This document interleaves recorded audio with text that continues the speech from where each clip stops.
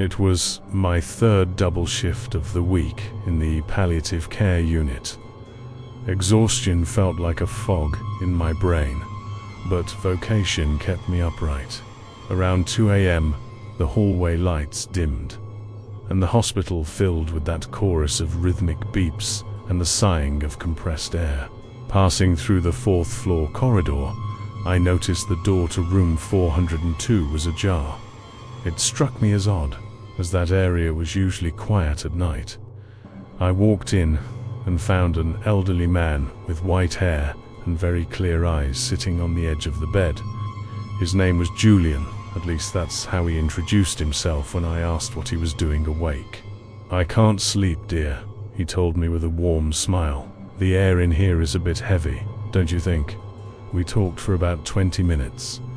He told me about his garden, how he missed the scent of jasmine, and how much he hated hospital food because it tasted like nothing. I checked his blood pressure, everything seemed normal, straightened his blankets, and brought him a glass of water. When his hand brushed mine, it was cold, but his conversation was so lively that I didn't think much of it. He thanked me for the company, saying it had been a long time since anyone had truly sat down to listen to him. I left the room feeling strangely comforted. I spent the rest of the night checking on other patients, but every time I passed 402, I saw Julian through the door's window, waving at me or simply looking out the window in peace. He was, without a doubt, the easiest patient of my shift. At 7 a.m., the sun began to filter through the nursing station blinds. My relief, Clara, arrived with coffee in hand and the enthusiasm I had lost 12 hours ago. I started to hand over medication for 405, 4-bag change for 408, and finally I reached 402. "In 402, we have Don Julian," I told her, noting it down. "A lovely man. He was a bit restless during the night, but just wanted to talk. I gave him some water, and he settled down." Clara put her cup on the table and looked at me as if I'd said something insane. A heavy silence filled the hall. "What are you talking about?" she asked in a low voice. 402 has been closed for 3 months. There was a resistant bacteria outbreak, and they sealed the entire wing for deep disinfection. There isn't even furniture in there. My stomach dropped. We walked down the hall together, reaching the door of 402. I noticed something I had missed during the night. Yellow caution tape across the frame and a restricted area sign hanging from the handle. I pushed the door. It was chained from the inside, but it gave way with a metallic creak. The room was empty. No bed, no monitor, no nightstand. The floor was covered in a thin layer of dust, and the air smelled of mold and harsh chemicals. But in the center of the room, exactly where I remembered seeing Julian sitting, was something that made me flinch. A plastic cup of water, still full, sitting on the cold concrete floor. "Julian," Clara whispered, turning pale. Julian was an oncology patient. He died right here 2 years ago, just before we had to close this section. He always said he didn't want to die alone in the dark. I looked at the water and then at the window pane. In the dust accumulated on the glass, someone had traced a small, circular shape with their finger. It looked like a jasmine flower. Since that morning, I haven't taken any shifts on the 4th floor. I know medicine has explanations for many things, but I can't explain how a man who no longer exists can thank you for your company with the scent of flowers that aren't there. I've been working in the supply department at Central Hospital for 6 months. It's a physical, monotonous job, moving boxes of saline, gauze, and medication from the central depot to the various floors. For this, we use freight elevator number 3, a rusted metal giant that goes up and down with a constant groan. Everyone at the hospital knows elevator 3 has its moods. Sometimes the doors take too long to close, or the buttons flicker for no reason. But the strangest thing happens after midnight. No matter what floor you're heading to, the elevator always makes a technical stop at basement 2, the level housing the morgue and biohazardous waste. The first time it happened, I thought it was a system error. The doors opened at B2, and a hallway of white tiles illuminated by a flickering fluorescent light stretched out before me. No one was there. I waited a few seconds, the doors closed, and I went on my way. However, last night was different. It was 3:15 a.m., and I was moving a cart full of boxes to the ICU on the 6th floor. I pressed 6, but the elevator began to descend. B2 again, I thought with annoyance. When the indicator hit B2, the elevator stopped with a sharp jolt. The doors slid open slowly. The hallway was in dim light, but this time the smell was different. A metallic, dry cold that made my skin crawl. Just as I was about to hit the close button, I heard a sound that froze me. From the far end of the hall, where the refrigerated units are, came the unmistakable screech of metal wheels on granite. Someone, or something, was pushing a gurney toward the elevator. But the hallway was so dark, I could only see the movement of a long, thin shadow approaching quickly. The screeching grew louder, a sound of metal and metal echoing off the basement walls. I hit closed doors once, twice, 3 times, but the freight elevator seemed to ignore me, as if it were waiting for the visitor in the hall to arrive on time. The shadow emerged from the darkness. It wasn't a porter or a night nurse. It was an old gurney, the kind that isn't used anymore, moving forward on the momentum of an invisible push. It stopped right at the threshold, blocking the automatic doors. Under the white sheet covering the gurney, the silhouette of a body was visible, but it was too small, like that of a child. Suddenly, the elevator's weight shifted. I felt the cabin drop a few inches, as if someone very heavy had just stepped in and stood right behind me. The air turned so cold, my breath began to fog. I didn't dare turn my head. In the stainless steel mirror of the side wall, I saw something that paralyzed me. My supply boxes were there, but behind them, in the darkest corner, was a figure in an old, grey, worn-out cleaning uniform, hands resting on my supply cart. The elevator finally closed its doors, and without me touching a thing, began to rise. But it didn't stop at floor 6. It bypassed every level until it reached the roofer-restricted area housing the boilers and motors. The doors opened to the cold night.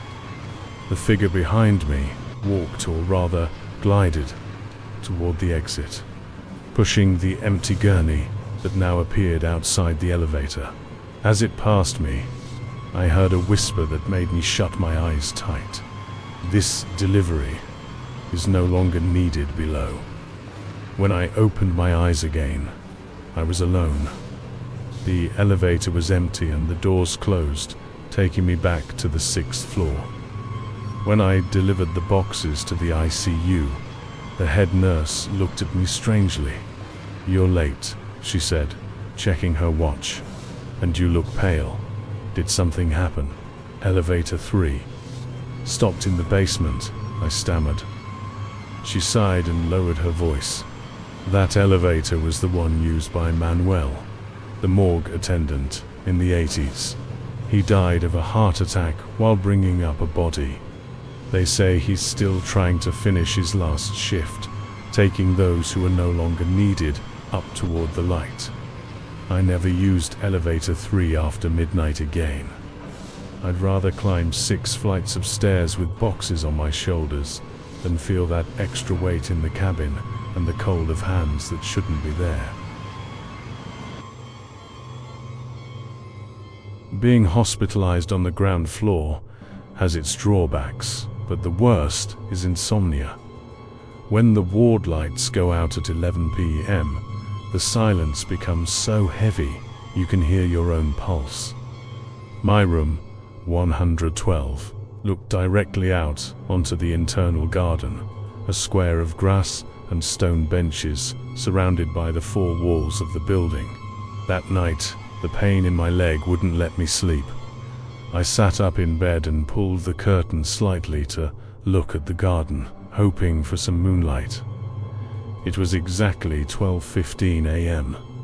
At first, I only saw the shadows of the trees, but then I noticed movement near the central fountain, which had been dry for years. A group of figures, dressed in white, looking like hospital gowns or long sheets, walked in single file. They moved with an unnatural slowness, making not a single sound on the gravel path. I counted 7, then 10, then 12. They didn't speak to each other, nor did they look at the windows. Their heads were all slightly bowed, as if in deep prayer or extreme exhaustion. What made my skin crawl was their path. They weren't heading for the exit or the cafeteria. They were walking directly toward the north wall, solid brick wall with no doors or windows. I stayed pressed against the glass, holding my breath. I watched as the first figure reached the wall and, instead of stopping or crashing, simply kept walking. Their body didn't pass through the wall like a movie ghost. It was as if the wall wasn't there, as if they were entering an invisible corridor that only they could see. One by one, the white figures vanished against the grey brick until the garden was completely deserted. Spent the rest of the night with my eyes fixed on that wall. No more figures appeared, only the swaying of branches under the dim garden lights. At 6 a.m., when the morning shift nurse came in to take my temperature, I couldn't hold it in any longer. "Excuse me," I said, trying to sound casual. "Last night, I saw a group of people walking through the garden. They were heading to the north wall, near the fountain. Is there a hidden door there or a service hallway?" The nurse put the thermometer on the tray and stared at me in silence for a couple of seconds. Her expression wasn't one of surprise, but of tired resignation. She sighed and walked to the window, pulling the curtains back completely. "There is no door there now, sir," she replied, pointing at the solid brick. That afternoon, I asked for a voluntary discharge or a transfer to a higher floor. I couldn't stop thinking about the white figures and the fact that, from my bed, I could hear a subtle sound I hadn't noticed before. If I pressed my ear against the wall facing the garden, I didn't hear wind or pipes. I heard the distant murmur of footsteps shuffling over tiles that no longer exist, as if the procession continued eternally on the other side of the brick, in a hospital that time forgot to tear down. I've been working as a night security guard at the provincial hospital for years. It's an old building with high ceilings and hallways that seem to stretch when the main lights go out. My foul replays, so at least the quietest used to be the pediatric unit. There's something about the colorful decorations and the drawings on the walls that makes the night shift feel less cold. It was 3:40 a.m. when I saw something strange on monitor 8, the one pointing at the long hallway connecting the recovery rooms to the playroom. In the background of the image, one of the metal wheelchairs, the heavy ones used for internal transfers, started to move. It wasn't a sudden movement.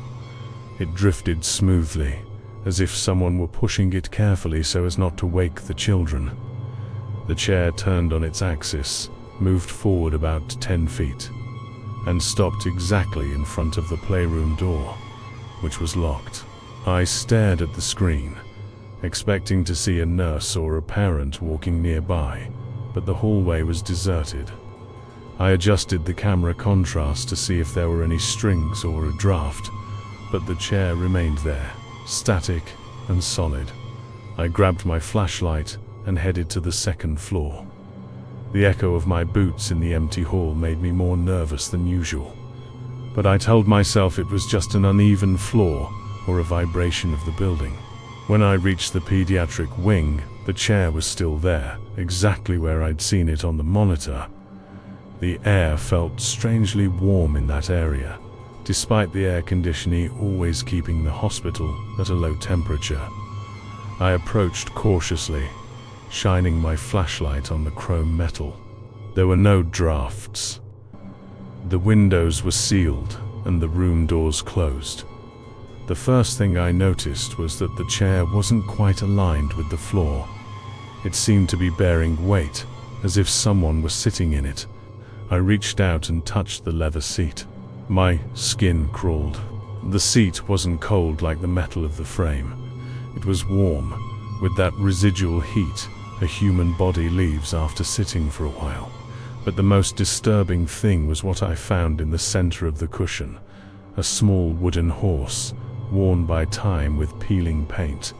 It was a toy that didn't belong in the hospital's modern playroom. In that moment, I heard a child's laughter, very faint, coming from inside the locked playroom.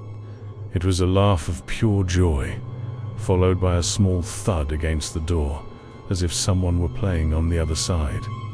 I pulled out my master key and threw the door open, flicking the light on instantly. The room was empty.